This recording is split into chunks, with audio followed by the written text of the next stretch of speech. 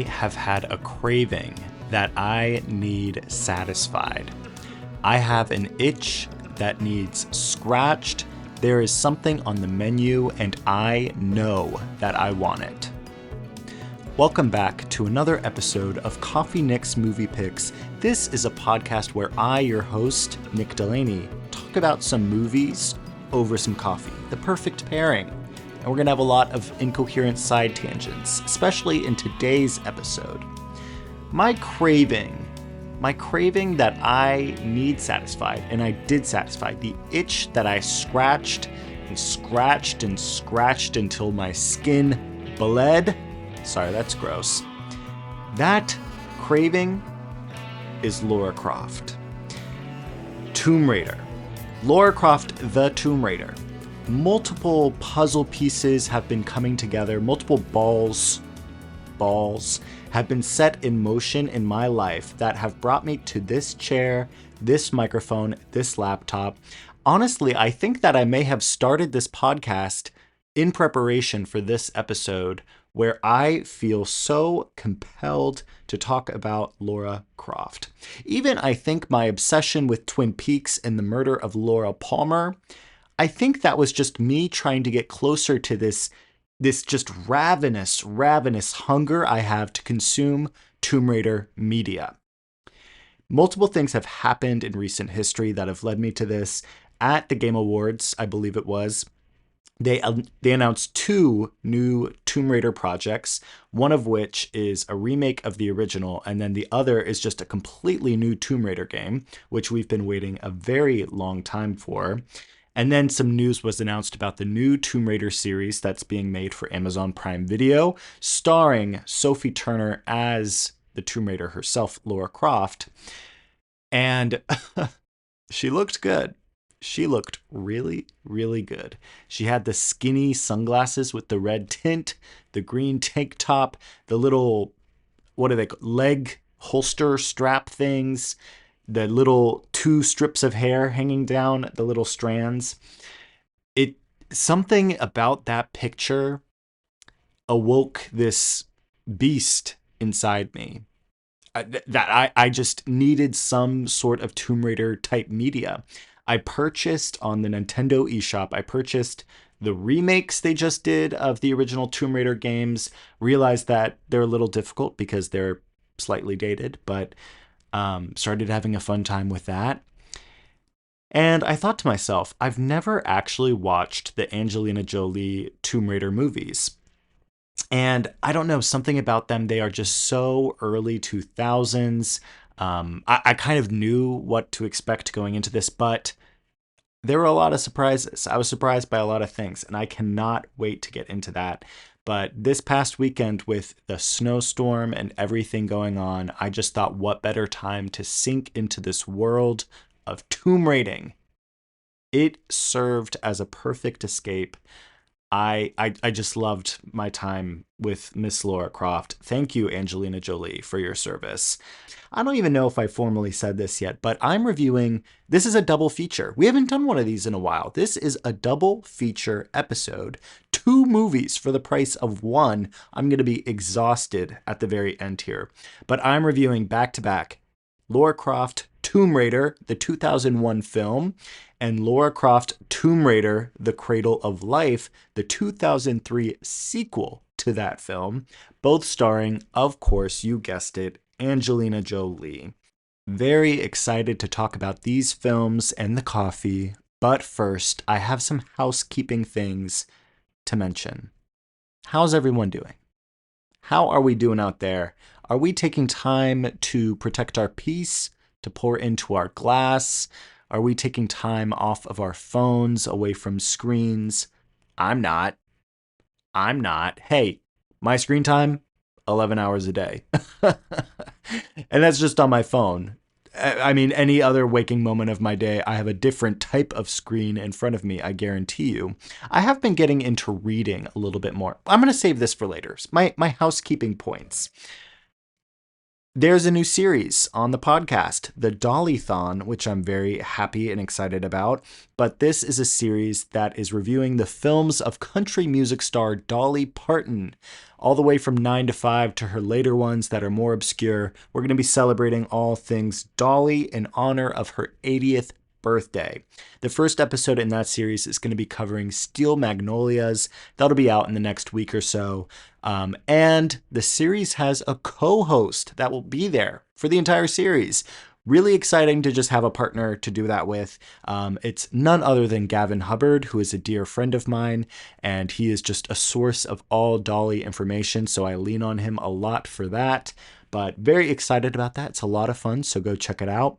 And for my friends that are holding out for the next episode of Lynchian Picks, to all two of you, the next episode of that will also be out. So I have two series going back and forth right now.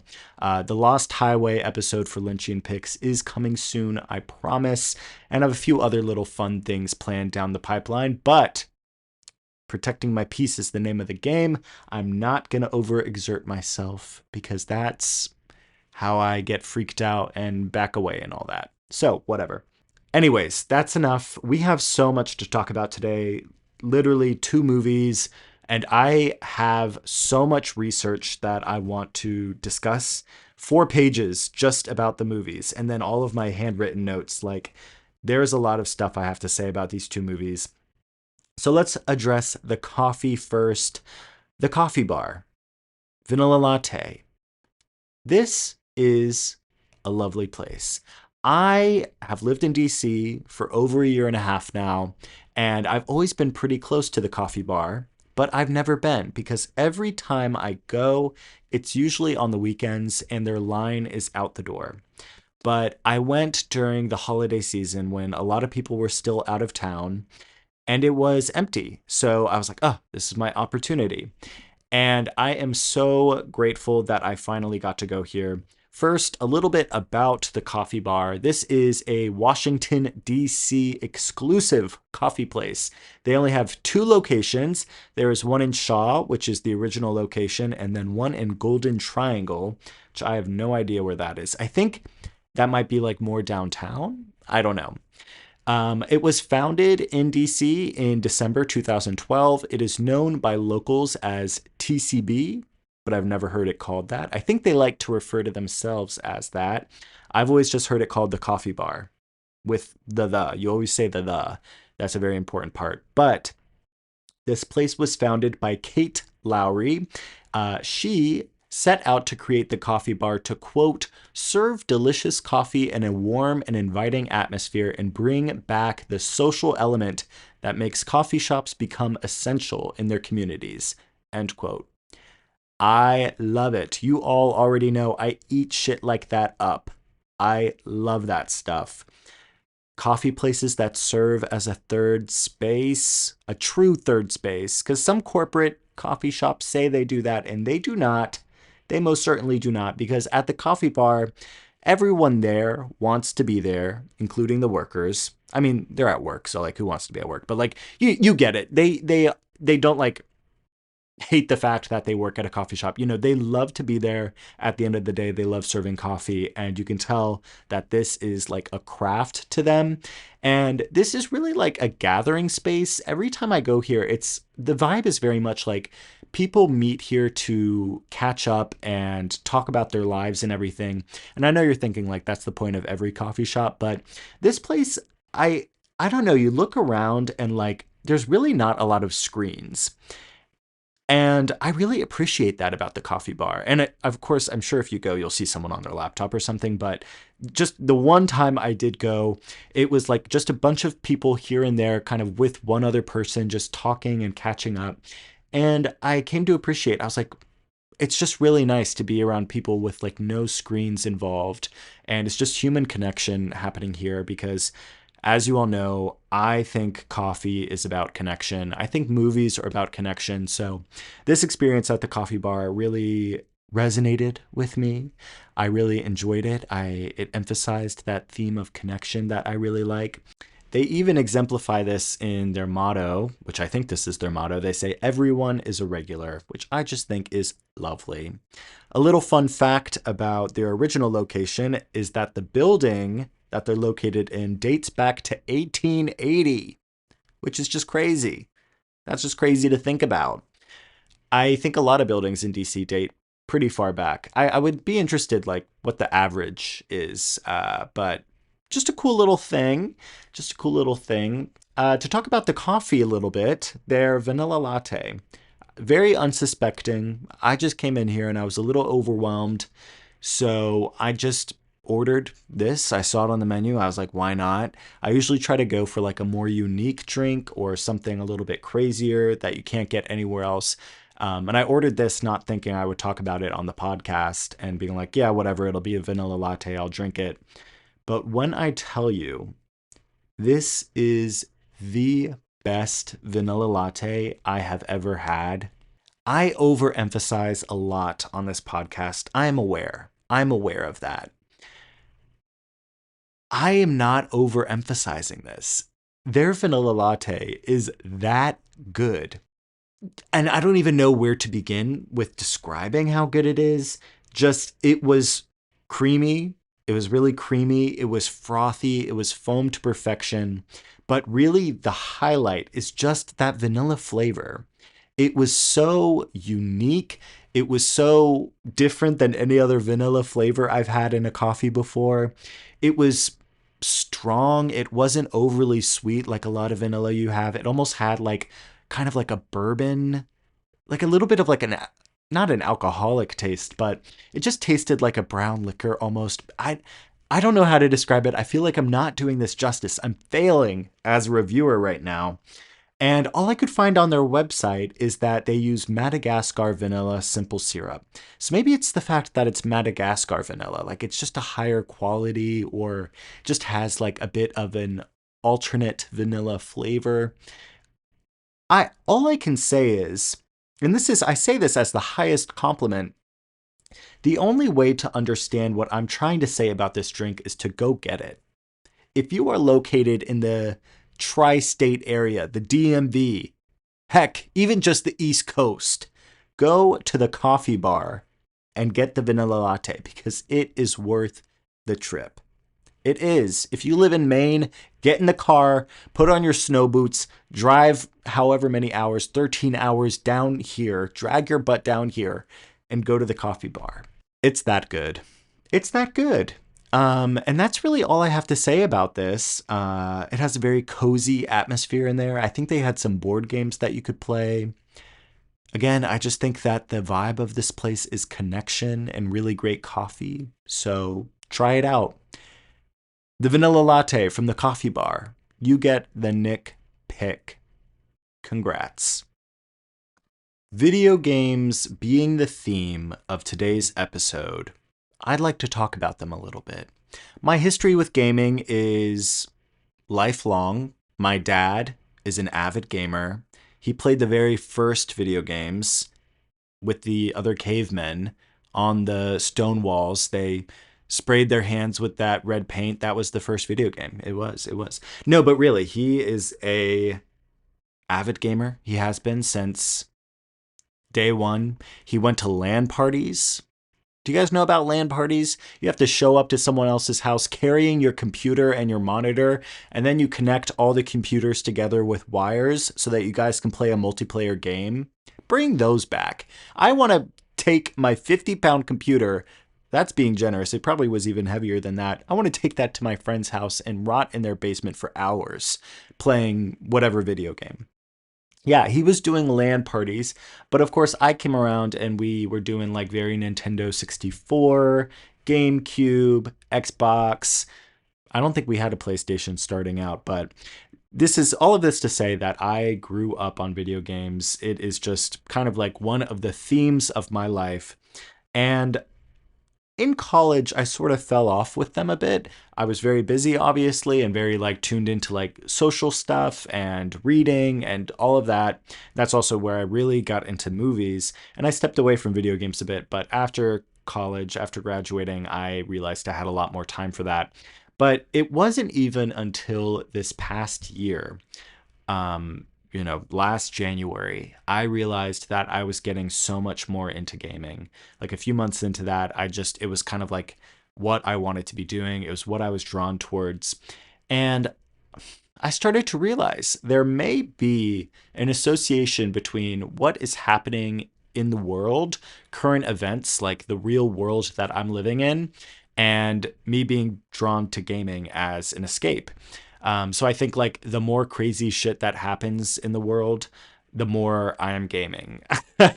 It'll be like the end of the world, like meteors hitting the earth, and I'm going to be sitting there playing like Animal Crossing or Viva Pinata or something. I want to talk about this though, because I feel like gaming gets so much more judgment than other forms of entertainment and media. And people that do game, that do dedicate some portion of their time to gaming, I think there is a stigma among some people that they are not productive or that they're lazy and everything. And I just think there is still a stigma around gaming that it is not a productive or meaningful way to spend your time. And it confuses me because there's not really that stigma. Like, I wouldn't say, if I think about people who may feel that way, I wouldn't assume that they also feel that way about movies and TV shows. But I don't know. In reality, if anything's going to be the less productive hobby, I would say those are, because video games, you're at least, it requires some sort of physical involvement. You have to be moving your fingers or something. Whereas a movie or TV show, you could just like have it in the background in Netflix and like be folding laundry and not even watching it. It requires just a lot less engagement if you want. It's really unfortunate because gaming has given me so much.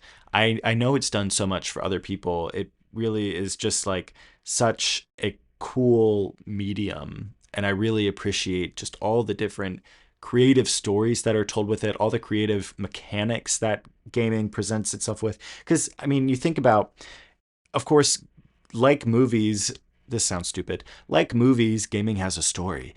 All games have a story, even if it's just like Call of Duty Zombies and you're just running around shooting things. There's still a story operating there. But gaming almost has this third dimension where you're incorporating in this gameplay, and movies constantly have a pressure to be original and to reinvent themselves. Yes. Gameplay also has, or games also have that pressure with stories and cinematography and everything like that to consistently be new and fresh. But there's also this like third dimension to it where they have this constant pressure to evolve the gameplay. And it's really hard to evolve gameplay when all you have is like two joysticks, buttons, and triggers.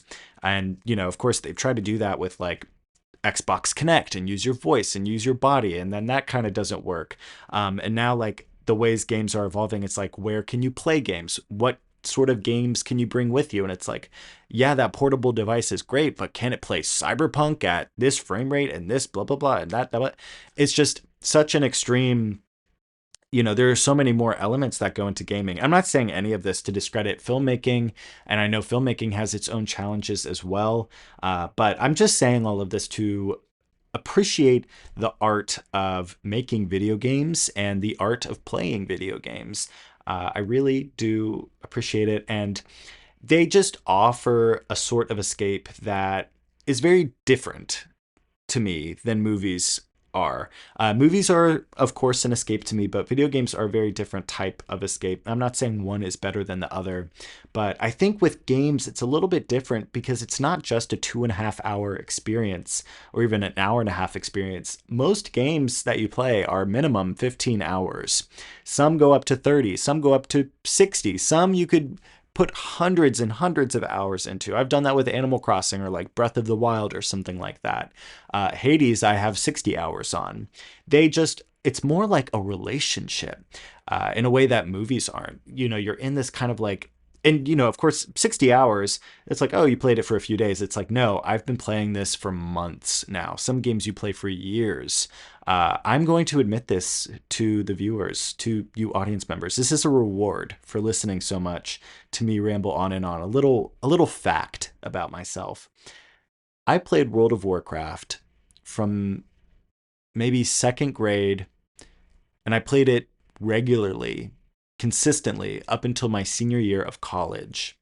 I took a break during college because, of course, college was very busy, but I was really, I mean, that's a game that I've poured maybe thousands of hours into. I've broken up with World of Warcraft for a variety of reasons, but I just think about that a lot. Like, that is nearly a lifelong relationship with that game that I've had.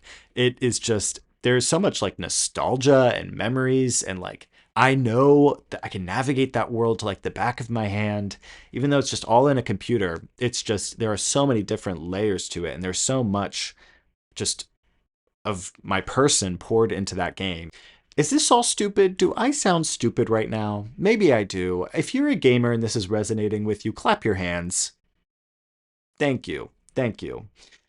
This is what I do to cope with the fact that I'm just ranting at my floor lamp right now. It's gotten a lot better with gaming because there's been so many games that have entered the mainstream, like Fortnite or Minecraft or whatever, that have let people appreciate gaming more as a medium. But I truly do feel like there's still a stigma out there that gaming is not a productive hobby, or it's a hobby without meaning, or that I feel like sometimes, like if I say at work like I'm a gamer, sometimes I feel like I'm being looked at like I have three heads, or that I don't know, I drink Mountain Dew and whatever all day, like just the stereotypes that come with that.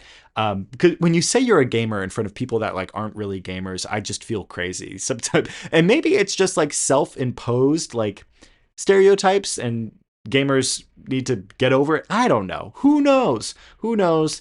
Clap your hands if this resonates with you.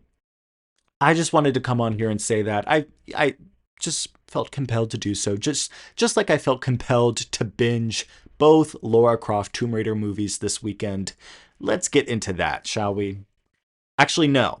No, I wanted to talk about the games first. While we're on the subject of gaming, I want to provide the context here for all of my friends who are not gamers and who had to listen to me just rant about that for however many minutes. I want to talk about the games that these movies are based on, because famously, Lara Croft Tomb Raider, these are video game adaptations. And I don't know, when I think of video game adaptation movies and like the history of them, these are very close to like the early video game movies. Like, I don't know, these are just like the famous ones. But Tomb Raider is an action adventure series following Lara Croft. She is a British archaeologist, and she navigates tombs and ruins, collects artifacts, solves puzzles, fights dangerous enemies, and looks like a badass. Even if you're not a gamer, I'm assuming you know who Lara Croft is. I'm assuming you've heard of Tomb Raider before. This is one of the most iconic video game characters of all time, one of the most iconic franchises of all time. So I'm assuming you've come across this at some point. And even if you've never heard of the games, I think you know like Angelina Jolie played Lara Croft in these movies, because these movies are very, very popular in their own right. Like, they're very well known and very in the pop culture zeitgeist. But basically, these games, it's like a shooter game with platforming elements and puzzles, kind of in that order. You're shooting a lot. She dual wields pistols, which looks really cool. You're platforming, so you're jumping from like one thing to the other, like across a gap, swinging on vines, climbing, like jumping up and hoisting yourself up on a cliff or whatever. And then there's the occasional puzzle.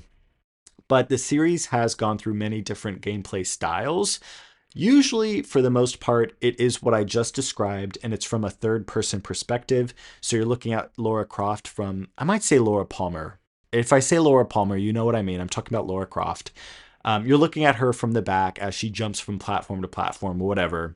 But there are a few games in this franchise that are top down, and it's kind of like a dungeon crawler game. These are also multiplayer, I think.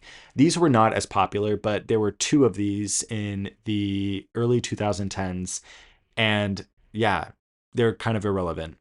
The original game was released in 1996, which it had unprecedented success.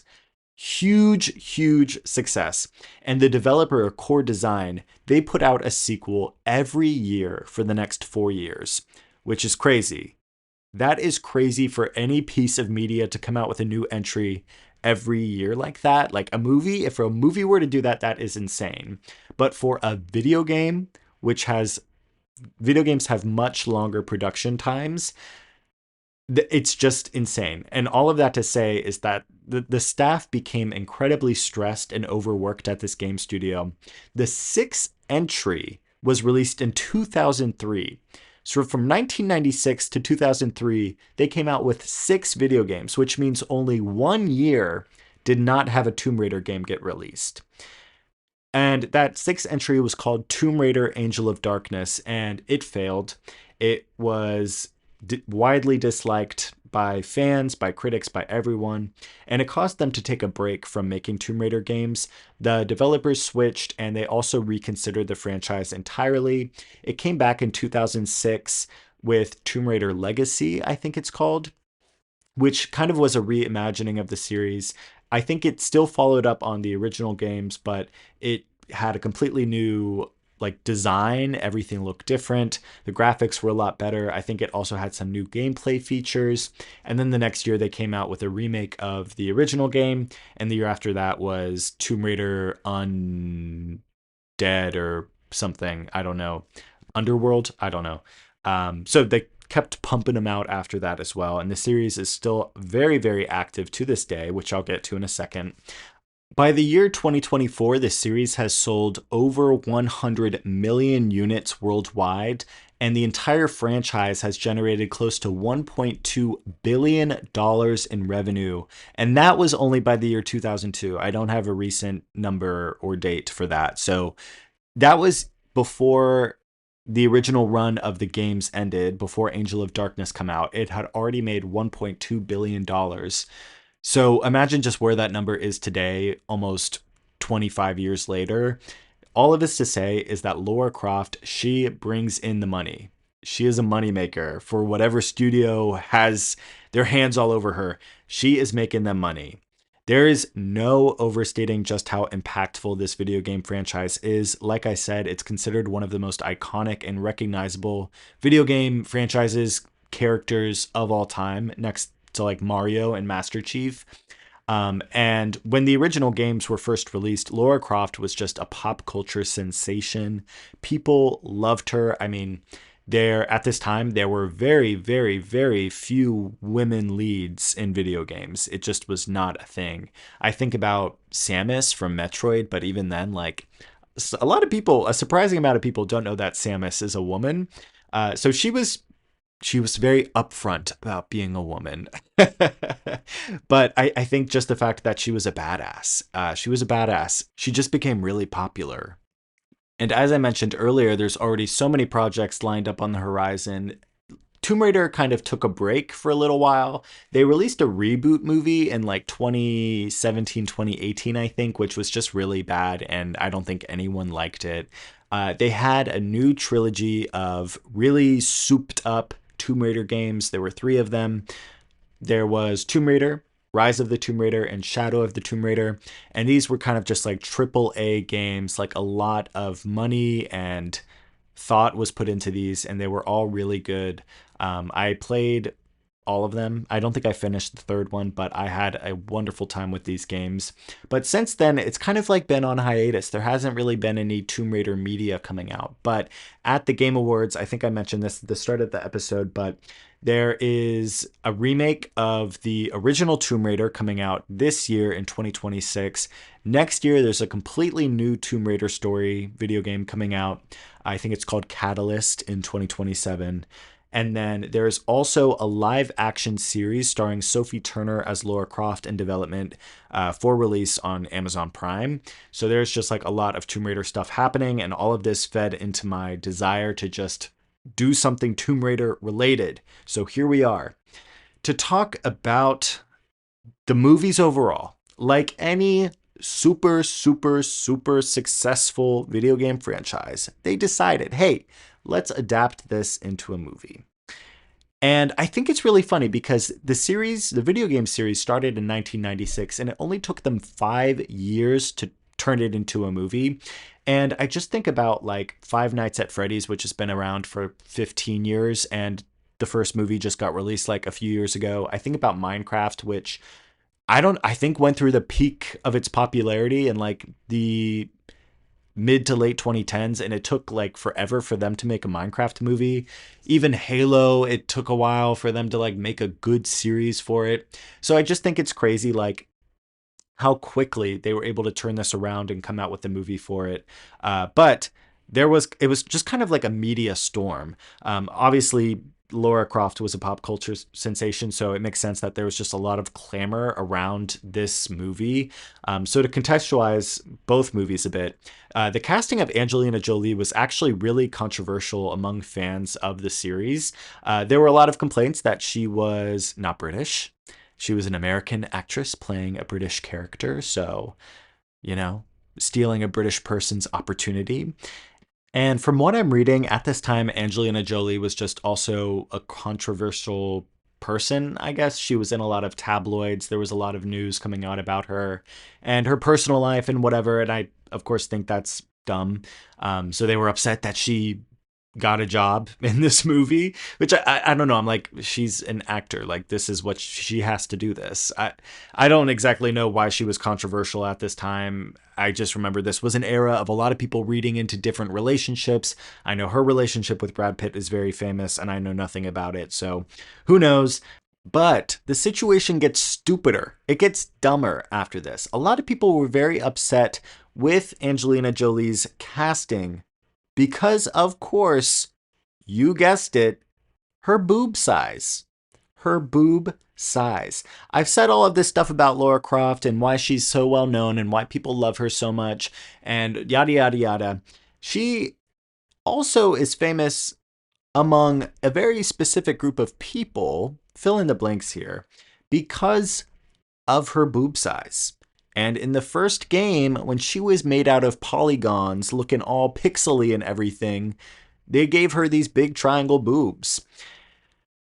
So when Angelina Jolie was casted, people were, I don't know, up in arms. And she actually commented about this, of course, at she explained to NY Rock, whoever that is, in June 2001. So probably on the press tour for this film. This is a long quote, so I'm going to try to reenact this as Angelina Jolie. She said, quote, "Come on, I'm not so flat-chested to begin with. When I wear a tight t-shirt, I look a certain way. So it wasn't like we had to completely change me. You know, we just had to enhance me a little bit. I'm a 36C. Laura, she's a 36D. And in the game, she's a double D. So we took her down some, but we did give her a bit of padding there. For me, it was simply one size. So it was like having a padded bra. But no, I'm not flat-chested anyway. So we still made it Lara Croft, but we didn't go to any extremes. And Laura doesn't apologize for herself and for having that, you know, recognizable shape. So I'm not going to apologize for her either." End quote. Yeah, you know what? Yeah, I get behind that. I think it is so ridiculously stupid to complain about this.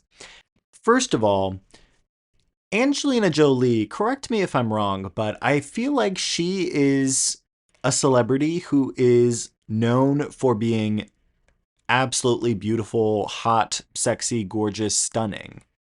Like, that's like her thing, right? So when you complain and say that she is not enough for this role because of her looks, I'm like, what are you? It is literally Angelina Jolie.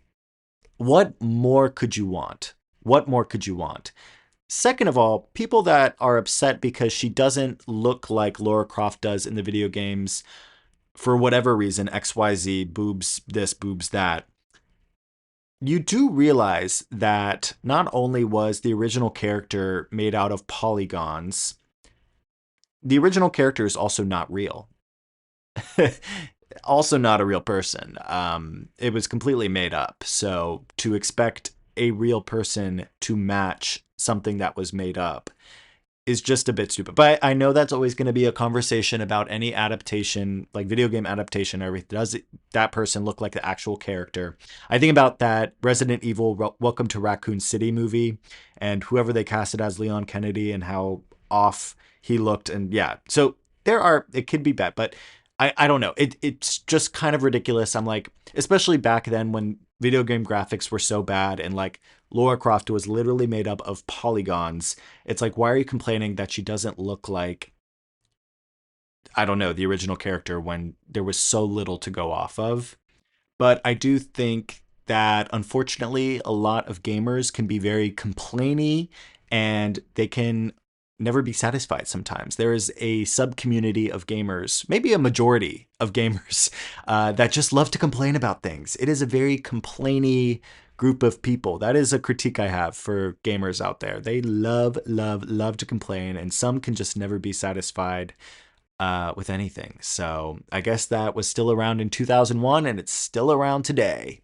But that is enough about that. We are already 43 minutes-ish into this review, and I have not even started talking about the two movies that we have to talk about. I think there's just so much to unpack about video games and Tomb Raider and Angelina Jolie and all of this. It's a lot, but I think things are about to get a lot more fun right now. We've gotten through the grunt work here, so let's talk about the first movie. And this one is simply titled Lara Croft Tomb Raider.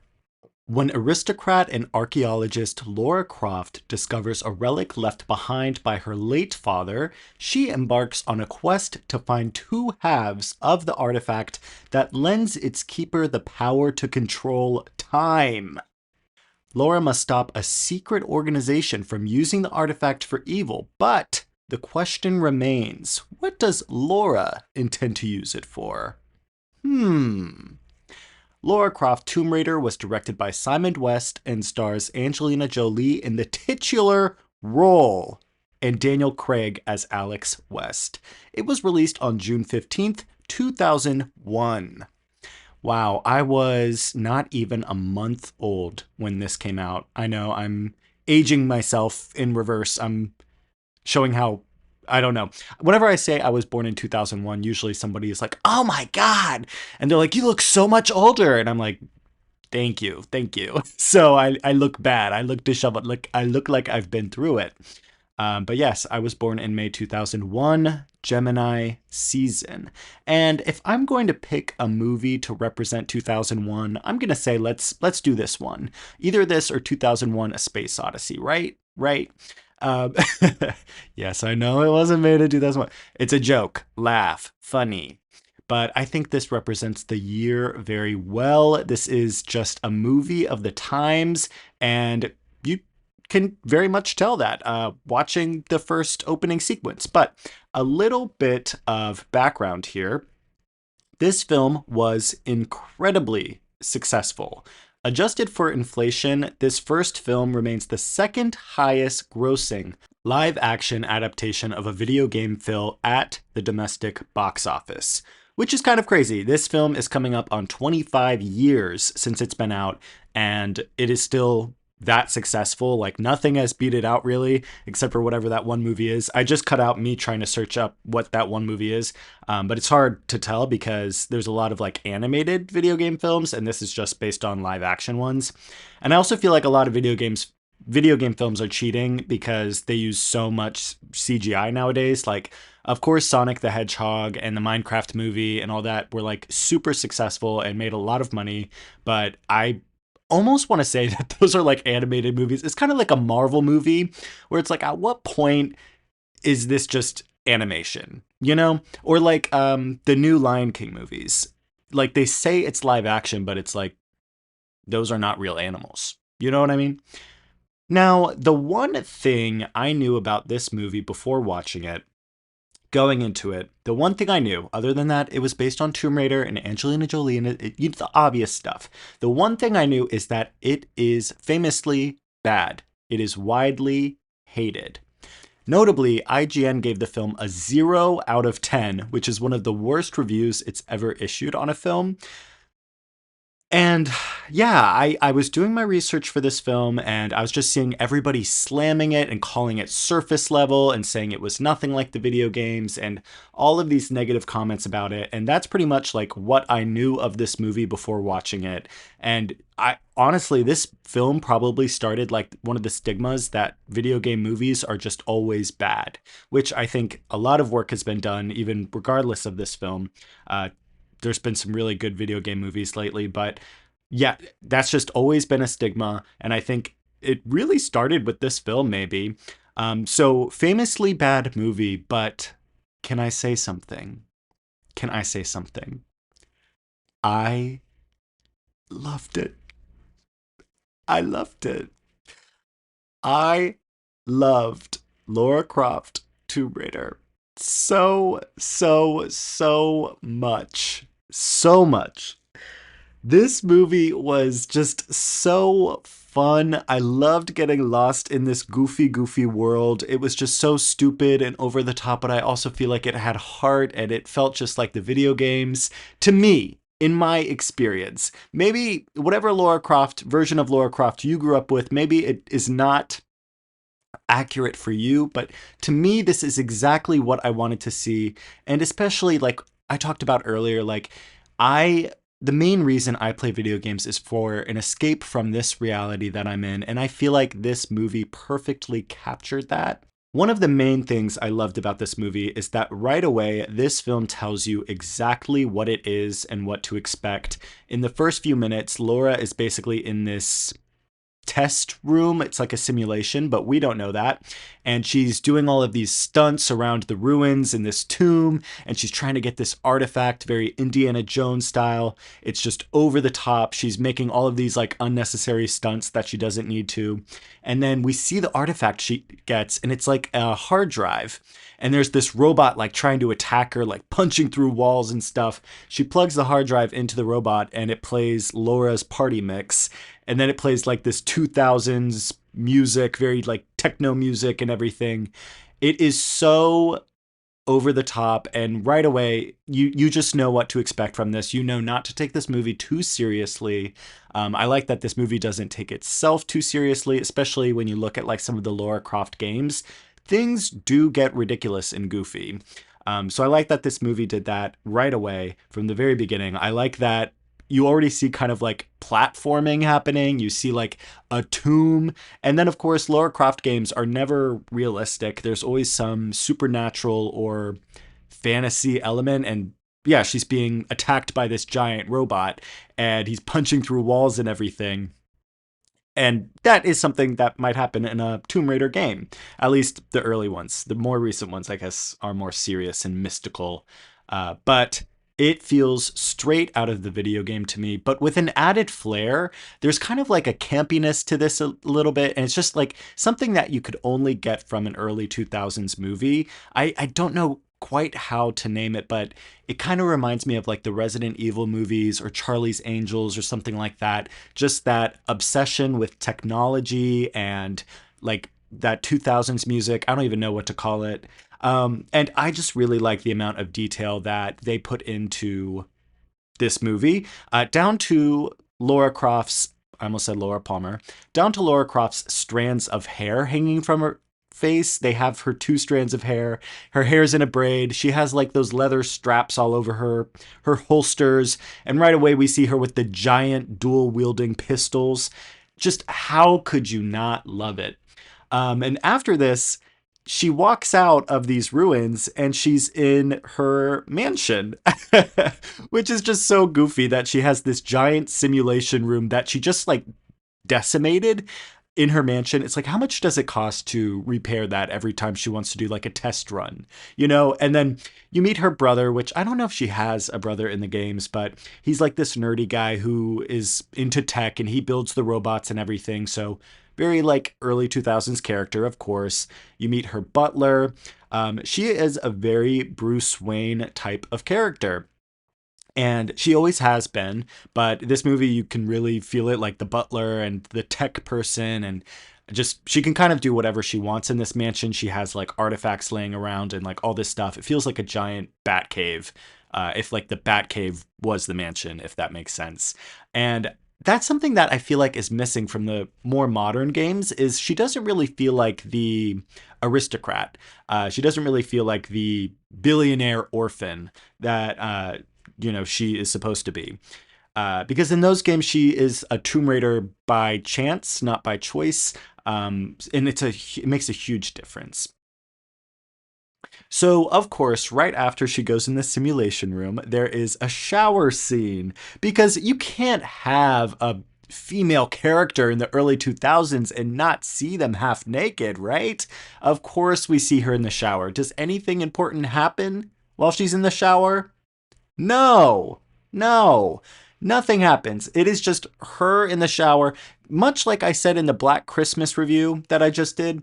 I don't even think she uses soap. It is just her running water, hot water over her body. Her hair is like slicked back. She's running her fingers through it and everything. And we almost see nudity, but we don't. It's ridiculous. Very, very, very male gazy. And unfortunately, the male gaze is a part of the Tomb Raider fandom. I just had that whole spiel about the controversy surrounding Angelina Jolie playing this and her breast size and everything. That is just, especially during this time, before like the modern games came out, it was very much present in this fandom. People were just obsessed with looking at her and sexualizing her.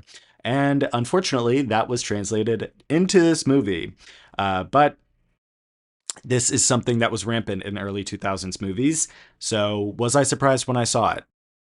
No, I was not. I was not. But like I said earlier, Daniel Craig is in this movie, and we actually do get like a shirtless scene with him that's very sexy and everything. So do the two balance each other out? My communications professor from college would say no, because there's no such thing as the female gaze or the, looking at a man sexually on the screen. And a lot of movies have tried to invert the male gaze to create a female gaze, like Thelma and Louise was one of the first ones, I think, where Thelma and Louise were like looking at Brad Pitt or whoever's in that movie and like sexualizing him. But it's really just the male gaze with like a man gloss over it, like with a man on the screen instead of a woman. So interesting side tangent there, but originally this movie was supposed to have nudity in it. It was supposed to have nudity, but it did not. They wanted to keep that PG-13 rating, so they cut that out. But maybe somewhere out there's a clip of Angelina Jolie nude playing Lara Croft. So yeah. Another note I have here about this opening that I appreciate is that Lara Croft is already an established character. This movie, it basically expects you to come in with some idea of who Lara Croft is, and if you don't, it pretty much, like I said, tells you everything you need to know right away. She's an aristocrat, she has a ton of money, she basically is just exploring and tomb raiding for fun. I mean, she has a whole simulation room in her house for it. So I like that she's already an established character. We don't really have to do this, catch up origin story, like watching Uncle Ben from Spider-Man get shot a million times. We don't have to watch her parents die. We don't have to do any of that. That comes kind of later when it is important, but we know who she is. She's already doing her thing. Everyone else knows who she is. When we meet our villains, they're very much like, oh shit, Lara Croft, blah, blah, blah. She is a well-established person in the archaeology community already. And I like that. And I like that there's no origin story, because seeing so much of Lara Croft's origin story in the modern Tomb Raider games and the 2018 or whenever that was released Tomb Raider reboot movie, those are like the shipwreck origin story type things where she's a Tomb Raider by chance. So I just had like such a bad taste left in my mouth after those stories that I was like, I don't even want to see it. Just give me like Lara Croft as we know her, like the badass version of her right away. And I also think that she is really well depicted as a character as well. Throughout this movie, we get to see a really great balance of youth and maturity in this character. We can tell that she is young and she's just tomb raiding to have fun, really. Like, this is very much an adventure for her. And she kind of makes bad decisions at times, like with the people she associates with. She can't really trust them at all. And also, of course, her mansion is like a playhouse for her. I mean, she has her artifacts everywhere. She has the simulation room. She has like these trapeze things that she practices on. But of course, there is like a sense of maturity with this character too. Like, this is a character that had to grow up too fast at some point, because we slowly learn that both her parents are dead. Her father died under more mysterious circumstances, I think. And I don't know if she even ever knew her mother. So she had to grow up very fast, but I think that also means she's still kind of a kid. She kind of acts like she's in college sometimes. So I think that's really clever. I think that's really smart. And, you know, you could definitely model Lara Croft after Indiana Jones or Bruce Wayne. She's very similar to those characters. And I just think it's so interesting. I've never really realized Lara Croft in that sense until I watched this movie. And so I think that means that they really effectively communicated her character. Talking a bit more about some really fun moments I like from this movie, I think I mentioned the trapeze in the foyer. They have a huge foyer, of course. Like I said, this is a mansion. And, you know, at one point, the villains are already hot on Laura's trail. They are looking for her. They know that she is looking for this artifact. She has more clues than they do. And so we cut to Laura. And, you know, at night, someone might be like watching TV. She might be drinking a cup of tea. I don't know, reading a book, maybe just washing her face or something. No, she is tied up to some trapeze type thing. What do they call it? Like acrobatic slings in the foyer. And she's bouncing up and down from like the ceiling to the floor and like swinging from rope to rope. And she's like tied up in these like white straps, and she has like this really loud, of course, 2000s music turned on. Uh, and I'm okay with it. I'm okay with it. Why not? Why not? Again, it's just so over the top, and it's like, why would she even be doing that in like the middle of the night? Um, yeah, yeah. And it, of course, so the villains come and they like crash through the ceiling and they like ambush her and they're all shooting at her, but of course she's like using the trapeze and like swinging around on these ropes and everything, and she's like knocking them out Batman style. Like, she'll like swoop down and pick one up and then throw him against a railing. He's knocked out. Then she'll pick one up and slam him into another guy, and both of them are knocked out. It's like Batman Arkham City over here. Like, she is taking him out one by one. And it's very much like all of the action scenes that we've seen so far. This is like Lego video game logic here, where she is punching them one time, and they're getting knocked out. You know, in a Lego video game, when you just hit them one time and then they just like crumble to a million pieces. That is these villains in this movie, the henchmen. They just one hit and they're, you know, knocked out, seeing stars, little birds tripping around their heads. And is the action bad? Does that mean the action is bad? I don't know. And frankly, I don't care. I am having so much fun here. The physics, the action physics here are way off. Laura is like, again, picking up these men that have to be like 200, maybe more pounds, flinging them in the air, throwing them against railings and stuff. We get a scene in like her garage later where she is just like completely decking these dudes. And I know she's probably like extremely strong, but she at some points of this film is like kicking them across rooms, or she'll like fling her leg up at them and they like go flying. It is ridiculous, and I love it so much. We need more movies of female leads just like with super strength, just throwing these men everywhere. I love it. I love it. Later on in the film, we get a lot of moments where Laura is actually raiding tombs. Yeah, just like the name suggests, Lara Croft, Tomb Raider. And in these moments, I think that the video game adaptation side of this film translates so well.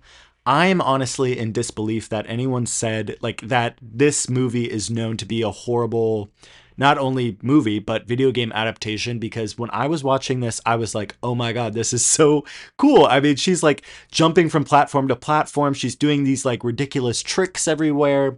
At one point she's like scooching across this, I don't even know. I don't know how to put it. She's in a tomb, and she's just like shimmying across a ledge, and I'm like, this is just like the video game. She's shimmying, everybody. She's shimmying, and she's knocking people out in creative ways, and I just loved the story. It was like sort of Saturday morning cartoons. Not that the games are really like that, but it was just fun. The lore here was fun. It was entertaining, and the tombs felt like very like a not as elevated Indiana Jones. I loved the traps, and there were like actually mystical elements where like these statues came alive, and of course she was just like crushing them and like shooting them once and they would crumble and everything. Again, like Lego video game logic here.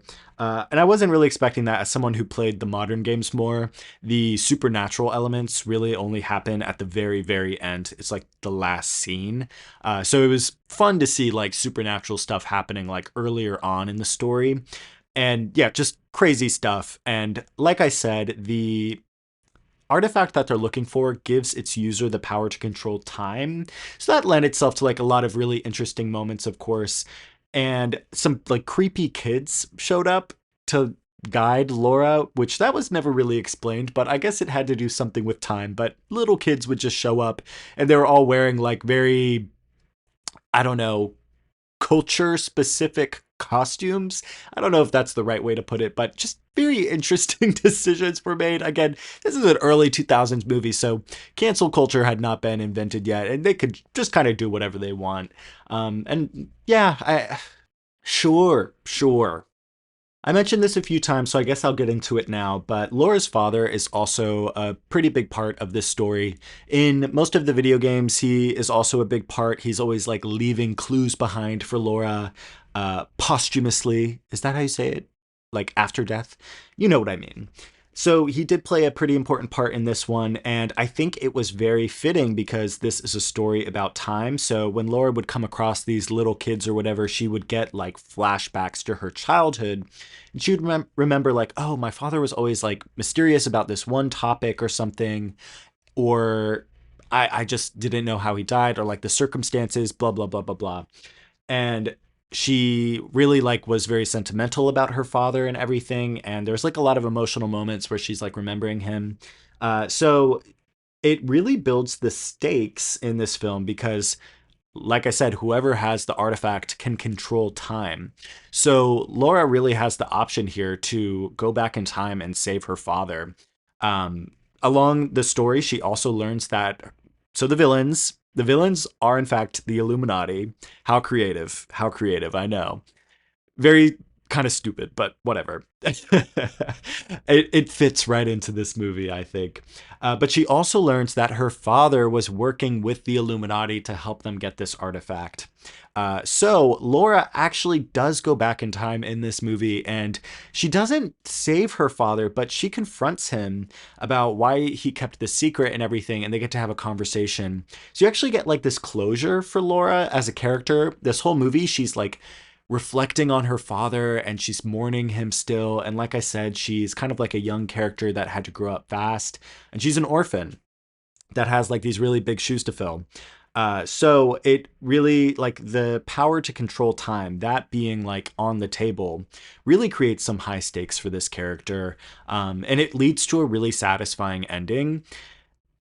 Listen, everyone hates this movie, but I just ate it up. I loved it. I thought just the character writing was cool.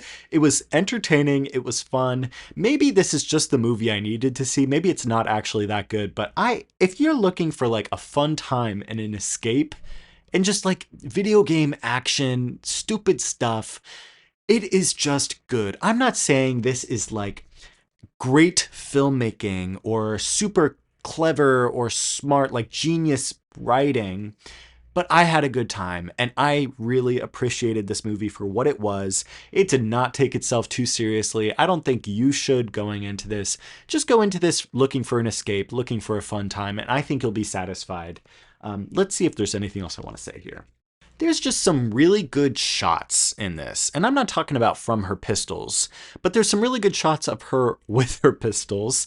If you think about Lara Croft, she is known for maybe that teal tank top, braid, sunglasses, and those huge, massive, dual-wielding pistols. And I just love that they are there from the very beginning. They are like characters in and of themselves. They have some like engraving on them, I think. They are just so cool. And whenever she uses them in this movie, which she does all the time, I just get chills. I just love it. I love it. And the final shot of this movie is her going back in the simulation room, I think. It's been like a week or two since I've seen this, so I might be making this up. And she like flips around, points the pistols at the camera, and I just got some chills down my spine. I just stood up in my seat and I was like, ooh, I loved it. I loved it. Just the framing of the dual wielding. How could you not hit like? How could you not do that? There was also this weird thing at the ending. So in some of the flashbacks that Laura had with her father, there's like some of, I think it's him telling her like, oh, I would love if you wore this dress, but it's just not your style. You never really had like an inclination to anything ladylike. Maybe it's the butler saying that. Like I said, I don't know. I'm making this up at this point. That's a thing though. And like in the end, she visits her father's grave wearing the ladylike dress. And again, I'm like, interesting. I don't know how to feel about that. It's questionable decisions, but yeah. But of course, it does end with her in her classic Tomb Raiding garb with her double pistols. Fade to black, roll credits, play some over-the-top 2000s music. This movie ate. It ate. I loved it. I loved it. I already gave my whole spiel about, yes, it's not perfect, blah, blah, blah. It's not actually like great film. Let me just have fun. Let me just have fun. Okay? Okay. I give this the Nick pick. Why would I not? It is so good. And just watch it. Just watch it. You'll have fun too. I promise. I promise. It's like up there in like the amount of fun I have with Madam Web and Catwoman is like the amount of fun I have with this, but I feel like this is actually good and those two movies are actually bad. I firmly believe that this movie's good. Okay, whatever. Nick pick. We have so much to talk about. We have a whole nother movie to talk about and we're already at like the past the hour mark. So I'm going to keep going here. There is a sequel to this movie. There is a sequel to this movie. It is called Lara Croft, Tomb Raider, The Cradle of Life. Let me just talk about that title a little bit. Lara Croft, Tomb Raider, that's already one thing. It is like main title, subtitle, Lara Croft, Tomb Raider. When we have Lara Croft, Tomb Raider, The Cradle of Life, we have a subtitle, and I don't like that. I don't like that. I think that people at this point, if they're going to see this movie, they know either A, who Lara Croft is, or they B, know what Tomb Raider is. So let's just have one main title, and let's have the subtitle be The Cradle of Life, or just call it Lara Croft Tomb Raider 2. Okay? Okay. Bad title. Here's my spiel. While up to her usual tomb raiding shenanigans in Santorini, Greece, Lara Croft discovers a golden orb which guides its keeper to Pandora's box, an artifact of unlimited power that has the ability to release a plague, ending humanity as we know it. When an evil bioterrorist retrieves the orb for himself, Lara is tasked by the MI6 to team up with a mercenary and find the box before it's too late. Lara Croft, Tomb Raider, The Cradle of Life was directed by Jan de Bont, with Angelina Jolie returning and Gerald Butler playing the mercenary Terry Sheridan. It was released on July 21st, 2003. Okay, so as you can see, there's also a lot happening in this movie. There is another very powerful artifact. This one is even more powerful than the last. So the last could control time, which of course can lead to some very bad situations, especially in the hands of the nefarious Illuminati. But this artifact just ramps it up. Basically, this is Pandora's box. It's hidden away in the Cradle of Life, which, if you don't know your Bible lore, that is where life reportedly began, where civilization started. So this box, it unlocked life as we know it, but hidden in this box, if it's opened, it also contains death as we know it. And in the wrong hands, if this box is released, opened, whatever, it will release this plague, just basically ending humanity, killing everybody ever. So the stakes are ramped up. Okay, a little bit about this movie. This was still a huge box office success, not as much as the first one, but still very much successful. And it is more well regarded by critics. The critics liked this one a little bit more. It was still very much hated, but if the first one was like a 0 out of 10, from what I was reading, this one is more like a 3 or 4 out of 10. So very much still bad, but a little bit more favorable, I guess.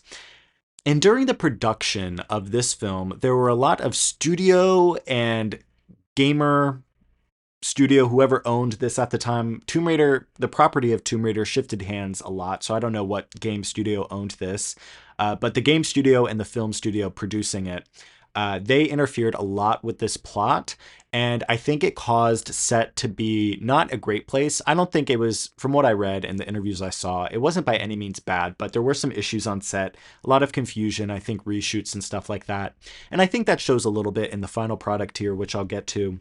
And there were plans for a third film as well, but that was scrapped only because Angelina Jolie said that she would not return to the role. There was an interview where she basically said, I think we gave everyone what they wanted. I was really excited to return to this role, and I did. And I think the story is finished, which I think that is pretty clever. I think that is the smart choice because, like I said, the stakes were way higher in this one. So it kind of... after this film, I kind of got a feeling of where would they even go from here.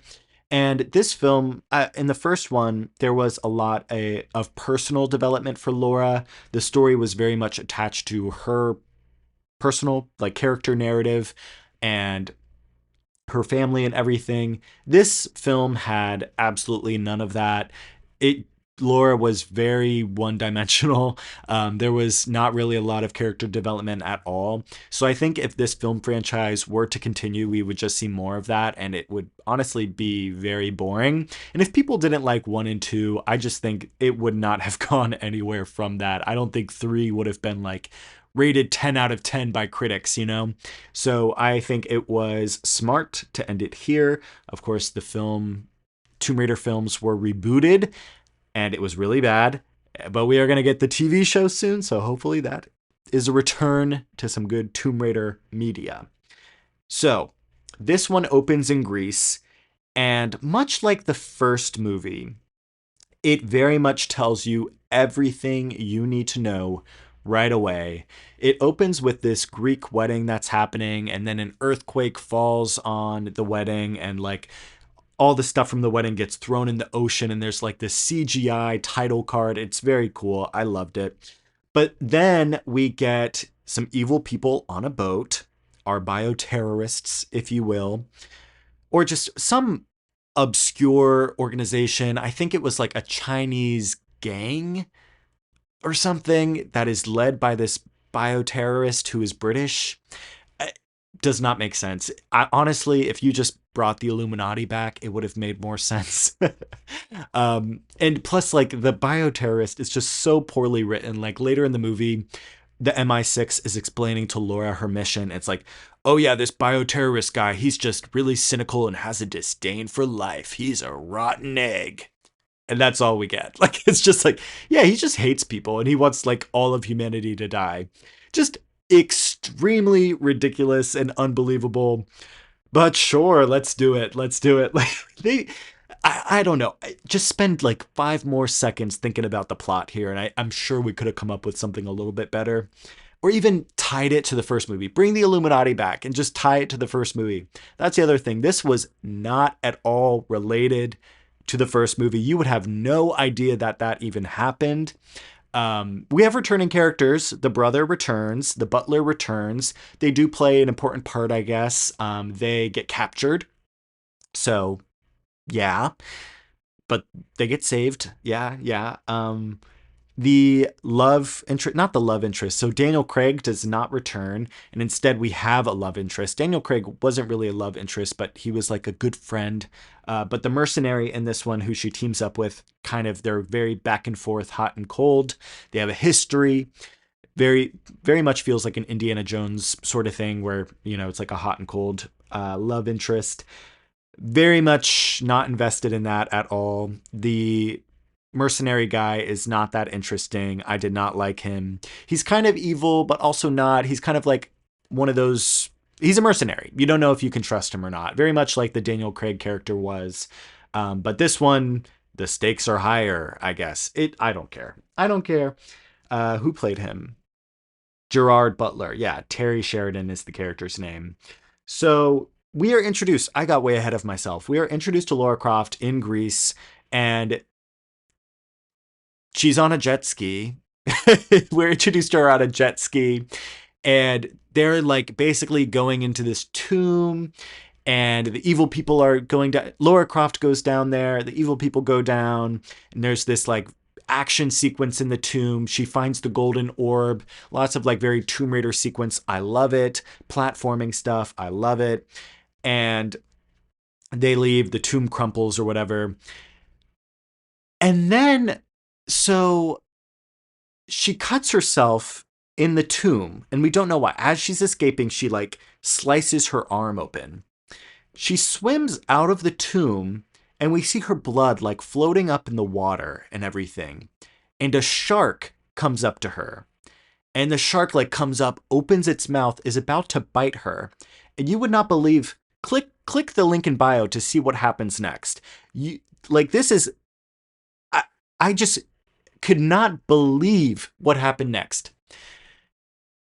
She punches the shark in the face, grabs it by the fin, mounts it, and rides it to the surface because her oxygen is about to run out. That right there, they got the writers in the room to write that one sequence, and then the writers got up and left. They said, okay, that's all we needed to write for this movie. You guys got it from here. That truly was one of the highlights of my 2026, is watching Lara Croft punch a shark in the face, grab it by the fin, and ride it up to the surface, to the evil people's boat. That was so incredible and amazing. You just have... Look, we'll get to it. This movie is a bit of a slog, but you have at least got to watch up until that part because it is absolutely wonderful. You can't make that shit up. You could not make that shit up. It's one of those things where I can't explain why, but I feel like that sort of situation, that scenario is something that would only happen in a movie that was made in the early 2000s. It's just like a level of badass lead character type antics that you could only get then. We need to return to movies that do stuff like that. I just loved it. Another thing that I wanted to note about, that I forgot to mention about the first movie, that I also want to note about this one, is that the sets are actually really wonderful. You really feel like you are there with Lara Croft. I think that really helps this feel like you are in the video game, or like it really immerses you in these movies. I think it is what helps me escape into these movies. But the sets are just so well designed. They look real. Like there are no really like green screens or anything stupid. So you actually feel like you're there. So I just want to give a shout out to the sets in this movie. And I actually wrote that down as a note in the Cradle of Life viewing, where I was like, oh, shout out to the sets for the first and second movie. But then right after that, there is a scene where Laura is stranded in the middle of the ocean, and she's saved by her brother and butler, who are in a submarine. The submarine comes up and like rises from underneath her, and she's standing on a submarine, and It is like the worst green screen you will ever see in your life of like a sunset happening like over the ocean, and the lighting is just horrible. And then I was like, oh, maybe the sets aren't that good. At least in the second movie, there was stuff like that, like horrible green screens and all that. We also get a scene of the bioterrorist villain pretty early on where he's talking to his, I don't know, accomplices in this private jet. And all of them are like drinking scotch or something, being villains, smoking cigars, whatever. And this one guy's like talking back to him, or like the main villain found out he lied to him about something. And this guy, he starts bleeding from his eyes and like choking, and he dies. And we learn that the villain poisoned this guy with Ebola. Basically, a form of Ebola that takes place in 5 seconds. Like all of the effects of Ebola taking place over 5 seconds, and then this guy dies, which I just think is so ridiculous. Like, why not just, if you're going to go through great lengths to give someone Ebola that happens over the course of 5 seconds, why not just poison them with like regular villain poison? I don't, it just is ridiculous to me. And it reminds me, if any of you have seen the Harley Quinn animated show, it's very raunchy, very like, I don't know, controversial humor, I guess, kind of like Family Guy. In the first season, she like fires, she's in a laboratory and Harley Quinn like fires a gun at someone, and she's like, what the heck? This gun didn't do anything. It shot a blank. And they're like, that was the cancer gun. You just gave him cancer. And the guy's like, oh my God, I have to see my family. It's very much like that, where it's like, why would you even make that? Very stupid. I don't know if it was supposed to be like, in this movie, I don't know if that was supposed to be a joke, like giving someone Ebola. It was just ridiculous. What else? We get a scene where Lara Croft drives a jet. She pilots a jet. So I guess she can do that. Again, this is very much Batman syndrome, where it's like, okay, she's rich. She just knows how to do everything, I guess. There's a scene where they are now in China at this point, and Lara Croft and her little buddy are riding motorcycles, and they also have an outfit change where they're like in this remote village, like very, very remote farming village. And of course, Laura has like a contact at that village that just happens to have like a wardrobe change for her. So she's wearing like this gold Letterman jacket with, of course, like leather pants or something, and a new pair of sunglasses. It's like she just has like her wardrobe scattered across the globe, I guess, like in every single like farming village of every single country. Like she could go to Uzbekistan or something and drop off in like whatever town of like a few people or something, and she would have a contact that has like the most badass outfit ever for her, and also really cool dirt bikes for her to borrow. Whatever, sure, she's rich. Her Madam Web, she's well connected, I guess. Okay, and then they ride their motorcycles on the Great Wall, and I wrote ... You're joking. There was also a scene when she crashes the hideout of the Chinese gang that is helping the bioterrorist. That's a sentence I just said. And lots of action stuff happens. That's really cool, actually. But then they have to escape, and basically this whole gang of people with guns are like shooting at them and chasing after them. And they're like on the side of a cliff, but there's these two ropes going down the cliff, and they don't just jump down the ropes, but they jump down upside down using their legs, and they're like falling down the ropes upside down at like a very fast speed. And this sequence lasts a few minutes, which I'm like, if you're falling down the rope that quickly at that speed, how big is this cliff, and why do they have ropes? Like, I guess for cargo, but I just, and I'm like, how do you ride down ropes using your legs? It would make more sense if they had gloves on and they rode down like feet first, but they were going upside down. And not only were they riding upside down, but they were also shooting at people while they did that. Like they were shooting at people like on the cliff sides surrounding them. How are you riding down cliffs at that speed, upside down, shooting? But I digress. You know, this just takes the ridiculous action content of the first film and it makes you scratch your head even more. It just did not make sense. It also just looked ridiculous. It looked not believable, which again, I'm not coming to Tomb Raider movies for believable action sequences, but this still managed to somehow make me scratch my head and be like, what the fuck am I even watching right now? It was entertaining though. It was entertaining. I'm just going down the list of like my notes here because this movie was a slog. It was a slog. Like there was nothing investing about this.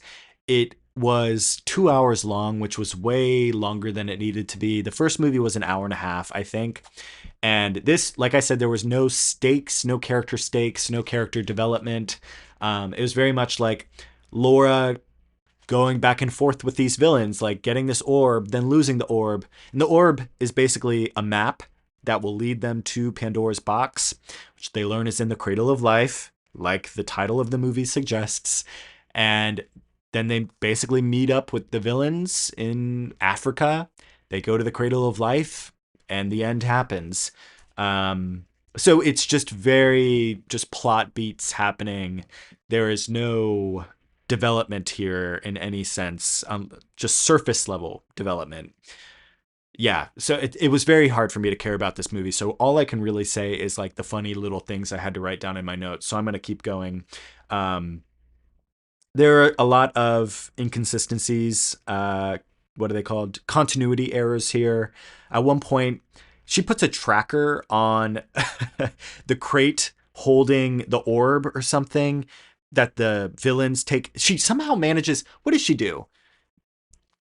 A helicopter's taking off and she's riding on this giant neon sign in China and it swings near the helicopter and she jumps up to a helicopter which is taking off and she puts a tracker on it and then she falls down into like a truck that's filled with feathers or something, I don't know.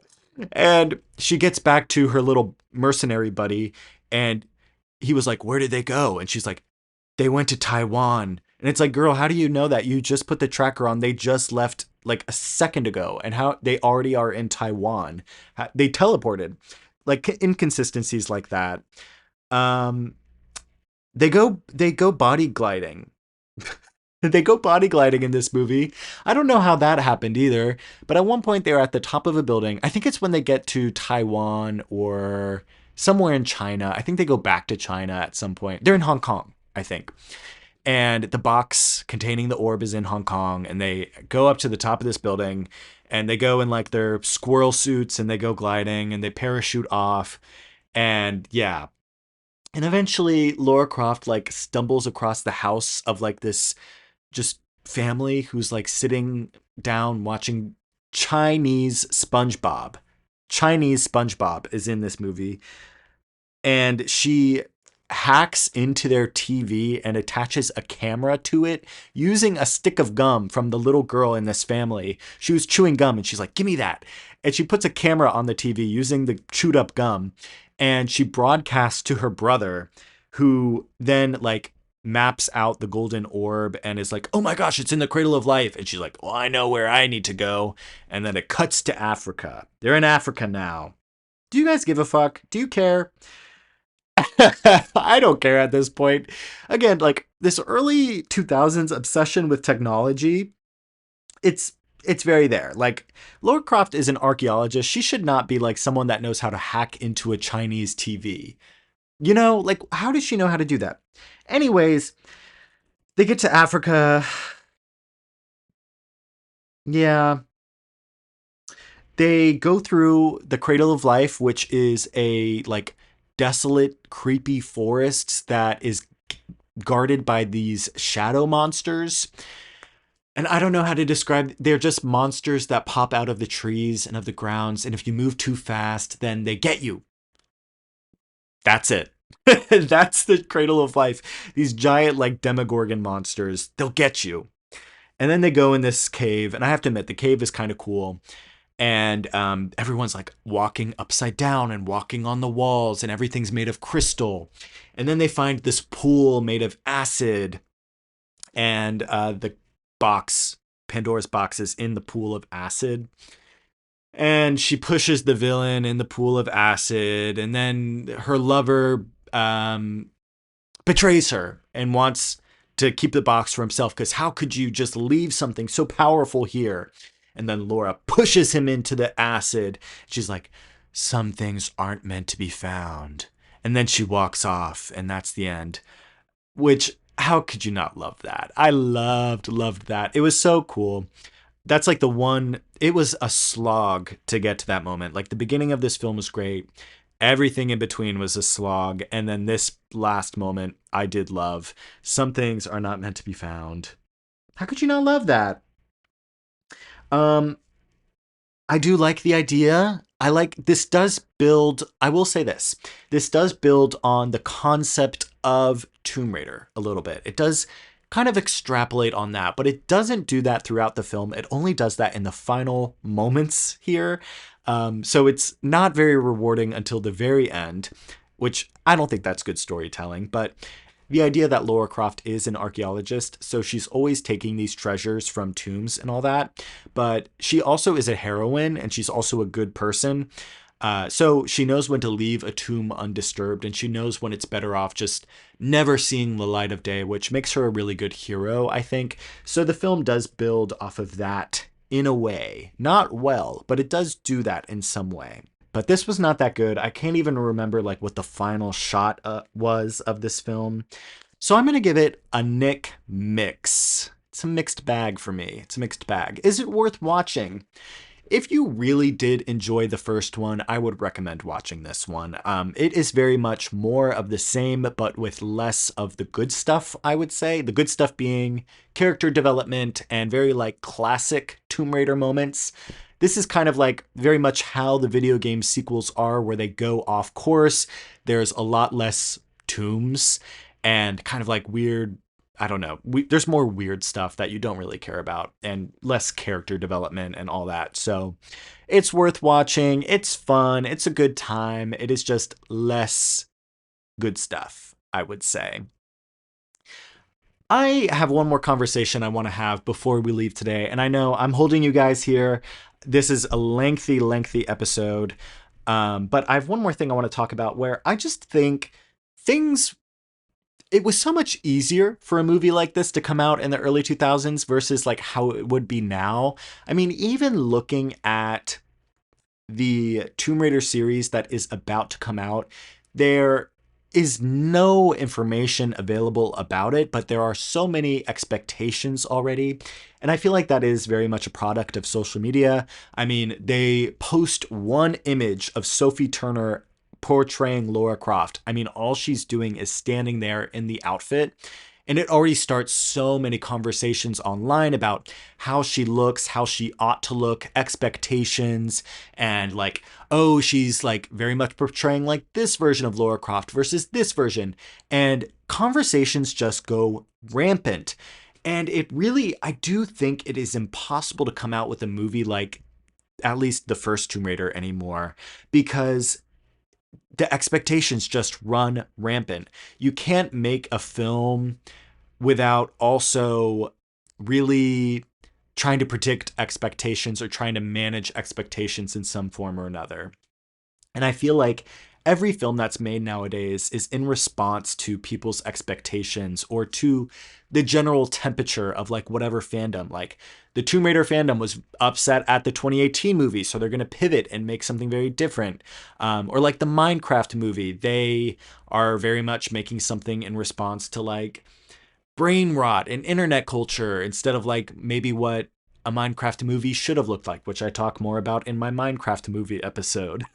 There is an episode for that. I guess I did talk about video game adaptations a little bit in that movie. Whatever, my memory's bad. It's been a while. We're talking about it again. But I just like the privilege that this original Tomb Raider movie had to just make something that they wanted to make. There was no expectation to have to live up to. And I want to encourage whatever studio owns whatever IP or property to just make something without the pressure of what people will think, without what the fandom will think. Because I think this did take some risks in making it like have like some comedic elements or making it campy and over the top, or making it just like dated. I mean, this is very much dated to the early 2000s, but that's one of the reasons why I love it so much. There's such a pressure to make something good or to make something so appealing to wide audiences, which this movie did do. They tried to, make this mass appeal. What I want to say is, I think the internet is spoiling adaptations in some ways, or like IP type movies. So yeah, or even like sequels are like responding to internet discussion. So I just appreciate that these movies just got to do whatever they wanted. Yeah, I thought that was cool. Anyways, I'm here to say that I loved these movies so much more than I thought I would. That is why I wanted to make this episode, because all my life I've heard how bad these movies are and how bad video game movies are. So whenever there is a good one, I want to say it and I want to talk about it. I think that this first movie here is really a hidden gem. It's like an instant classic for me. I will be returning to at least the first one, probably the second one too, because I still enjoyed that one. Yeah, it's going to be a comfort movie for me from now on. And it really did scratch my Tomb Raider itch. And I'm really excited for the new series to come out. I'm excited for the new games. Thank you for joining me on this lengthy double feature episode. I had a great time. Try out the coffee bar in Washington, D.C. if you're nearby for a world-class vanilla latte. Lots of good stuff. And follow along. New episodes are coming out. I'm making them. You can follow me at Coffee Next Movie Picks on Instagram if you want to stay up to date on everything. Currently, there is a new series that started, the Dolly-thon, where I'm talking about the films of Dolly Parton with a good friend, Gavin Hubbard. Those will be coming out shortly. The next episode will actually be the first episode of that series, so stay tuned for that. And Lynchian Picks, which is my series on David Lynch, will be continuing in the near future. This month, February. I don't know when this episode will come out, but February, it will happen. And you can expect a lot of other fun little episodes to be coming out soon. So follow along on Instagram. Please tell your friends about the show. It really helps. Do all the things. Please. The Muppets are coming back. Support The Muppet Show. Watch the new revival of The Muppet Show. We are responsible to see to it that that special succeeds with flying colors. This is your responsibility as a Coffee Next Movie Picks listener. And with that, I bid you a good night.